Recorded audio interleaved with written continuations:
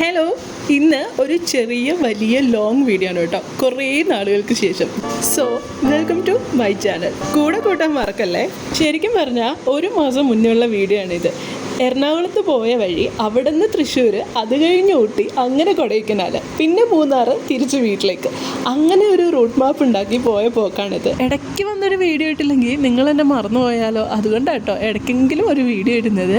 ജോലി തിരക്കുകളും പിന്നെ കുറച്ച് മടിയുടെ അസ്കതിയൊക്കെ ഉള്ളത് കൊണ്ടാണ് വീഡിയോസ് ഒന്നും റെഗുലറായിട്ട് ഇടാൻ പറ്റാത്തത്. നമുക്കെല്ലാം ശരിയാക്കാം. നമ്മൾ പറഞ്ഞു വന്നത് നമ്മുടെ ഊട്ടി ട്രിപ്പിനെ കുറിച്ചിട്ടാണ് കേട്ടോ. എന്തായാലും ഒരു 8 മണി 9 മണിയൊക്കെ ആയപ്പോൾ ഞങ്ങൾ തമിഴ്നാട് കടന്നിട്ടുണ്ടായിരുന്നു.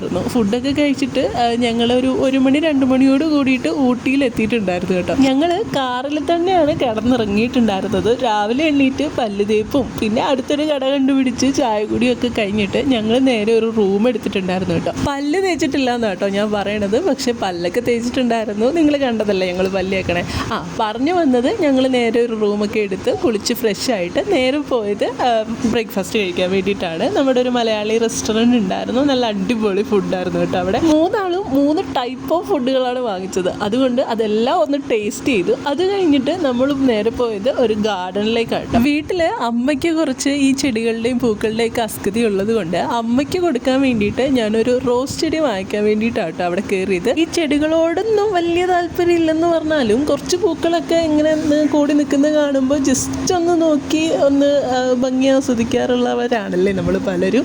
എനിക്കും അങ്ങനെ തന്നെയാണ്. ഈ ചെടികളോടൊന്നും വലിയ താല്പര്യമില്ല, എങ്കിലും കാണാൻ ഇഷ്ടമാണ്. അത് കഴിഞ്ഞിട്ട് ഞങ്ങൾ നേരെ പോയത് ബോട്ട് ഹൗസിലേക്കാട്ടോ. അവിടെ എൻട്രി തന്നെ നമ്മൾ ടിക്കറ്റ് എടുക്കണം. അത് കഴിഞ്ഞിട്ട് ബോട്ടിൽ കയറാൻ വേണ്ടിയിട്ട് അടുത്ത ടിക്കറ്റ് എടുക്കണം. അങ്ങനെ ടിക്കറ്റ് എടുക്കാനുള്ള ക്യൂ നിൽക്കുകയാണ് കേട്ടോ. നല്ല ക്യൂ ഉണ്ടായിരുന്നു. അതുപോലെ ഈ ഊട്ടി എന്ന് കേൾക്കുമ്പോൾ നമ്മളുടെ മനസ്സിൽ ആദ്യം എത്തുന്നത് ഈ മഞ്ഞും തണുപ്പൊക്കെ ആണെങ്കിലും ഞങ്ങൾ ഇത്തവണ പോയപ്പോൾ നല്ല വെയിലായിരുന്നു. അതിൻ്റെ നല്ല ക്ഷീണം ഉണ്ടായിരുന്നു. പിന്നെ ഞങ്ങൾ കുറേ കാര്യങ്ങൾ അവിടെ ചെയ്തു കേട്ടോ. ഒന്നാമത്തെ കാര്യം, ഹൊറർ ഹൗസിൽ ഒന്ന് എക്സ്പീരിയൻസ് ചെയ്തു, മസാജ് ചെയ്തു, പിന്നെ നമ്മുടെ ടോയ് ട്രെയിനിൽ കയറി. അങ്ങനെ കുറേ ആക്ടിവിറ്റീസുകൾ ഞങ്ങളവിടെ ചെയ്തു കേട്ടോ.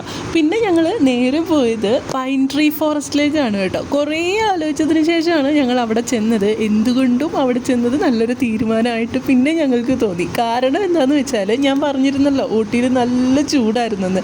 ആ ചൂടിൻ്റെ ഇടയിൽ ആ പൈൻ ട്രീസിൻ്റെ തണൽ ഒരാശ്വാസമായിരുന്നു കേട്ടോ. അവിടുന്ന് ഞങ്ങൾ പിന്നെ പോകാൻ പ്ലാൻ ചെയ്തത് കൊടൈക്കനാലിലേക്കാണ്. ഈ പ്ലാനിങ്സ് ഒക്കെ ഓൺ ദ സ്പോട്ടിൽ നടക്കണം കേട്ടോ, അല്ലാതെ പ്രീ പ്ലാൻ ചെയ്തിട്ട് പോയതൊന്നും അല്ല. ഇടയ്ക്ക് വിശപ്പിൻ്റെ വിളി വരുമ്പോൾ ഏതെങ്കിലും നല്ല ഹോട്ടലിൽ കയറി ഫുഡും കഴിക്കുന്നുണ്ടായിരുന്നു കേട്ടോ.